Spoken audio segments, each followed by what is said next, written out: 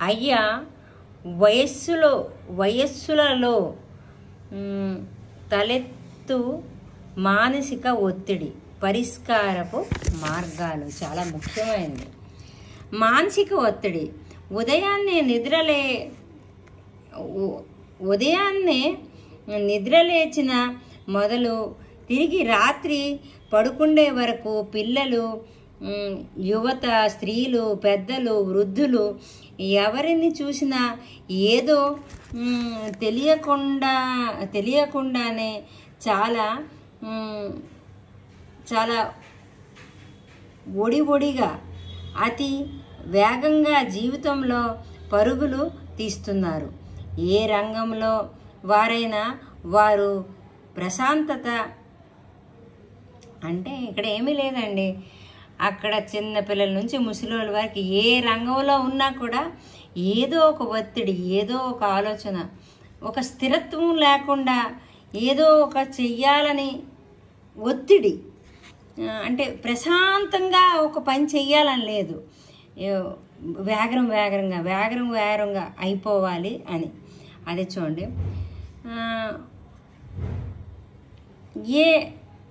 ఏ హడావుడి లేకుండా ఉన్నారని చెప్పుకోవడానికి ఎవరూ లేరు, ఉదాహరణకు కూడా లేరు.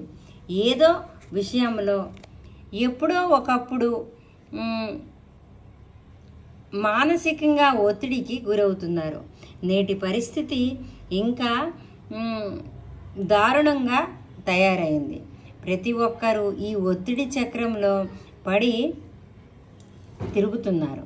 పిల్లల ఒత్తిడి చూసారా, ఇందాక ఒక అబ్బాయిది విన్నాం కదా.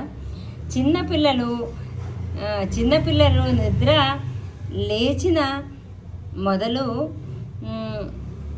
ఆఘమేఘాల మీద రెడీ కావాలి.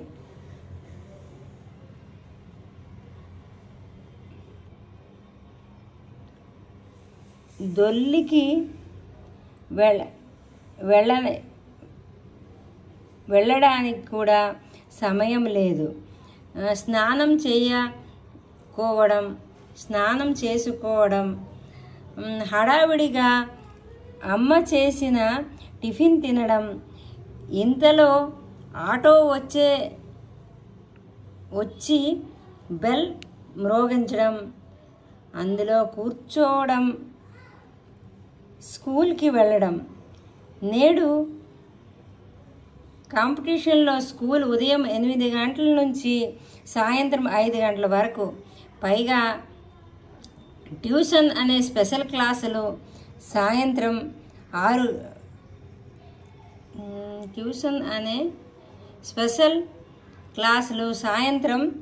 6 గంటల వరకు స్కూల్లోనే గడుపుతున్నారు. ఇంటికి వచ్చి సరికి గూటిలోకి వెళతారు. తడిచి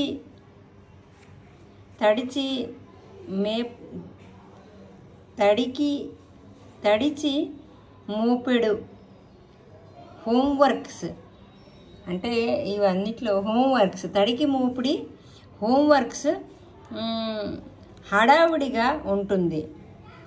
అమ్మ ఒక ప్రక్క తినిపిస్తుంది, పెన్సిల్ పెట్టి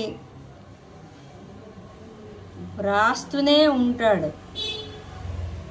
అటు టీవీలో ప్రోగ్రాంలు వస్తుంటాయి, అటు టీవీలో ఇటు తింటూ ఉంటాడు. పెన్ను ఆపి టీవీ కాసి చూస్తుంటాడు. వెంటనే అమ్మ మందలిస్తూ, వ్రాయాలి, ఇంకా 4 హోంవర్క్స్ ఎప్పుడు కంప్లీట్ చేస్తావు అంటూ అరుస్తుంది. రాత్రి 10 గంటల వరకు వ్రాసి అలసిపోయాడు. పుస్తకాలు ప్రక్కన పెట్టి నిద్రపోతాడు. ఇదండి కాస్త ప్రైమరీ స్కూల్ పిల్లలు సంగతి. స్కూల్ పరిస్థితి చెప్పనక్కర్లేదు. మాట్లాడటానికి కూడా స్వేచ్ఛ ఉండదు. క్రమశిక్షణ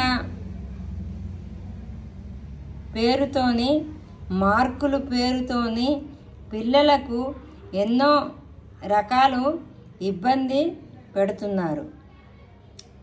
తల్లిదండ్రులు మంచి మార్కులు కావాలి, మంచి ర్యాంకులు వస్తే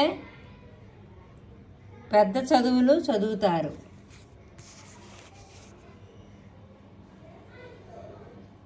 స్కూల్ గురించి ఆలోచిస్తే వారికి కావాల్సిన మార్కెటింగ్ మా స్కూల్ పిల్లలకు టౌన్లోనే లేదా జిల్లాలోనే